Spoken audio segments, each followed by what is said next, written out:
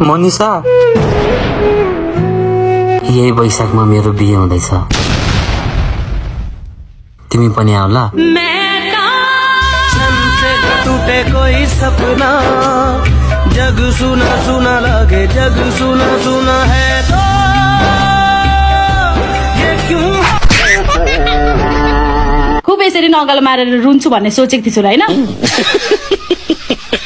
अनि के गर्नु त? मेरो फ्यामिलीले तिमीलाई एक्सेप्ट गरेको छैन, तिम्रो फ्यामिलीले मलाई एक्सेप्ट गरेको छैन। त्यही भएर हिजो तिमीरोमा कोर्ट म्यारेज गर्ने भनेर गएको हैन?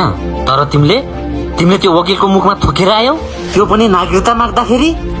किन नदेखाएको नागरिकता? अनि त्यो नागरिकतामा मेरो कस्तो नराम्रो फोटो थियो। अनि के हो त नि? देखाउनै लाज लाग्यो। जबसम्म नेपाल सरकारले नागरिकतामा भएको फोटोलाई टिकटकमा जस्तै फिल्टर युज गर्ने पनि नियम लागू गर्दैन, तबसम्म कसैलाई पनि नागरिकता देखाउँदिन।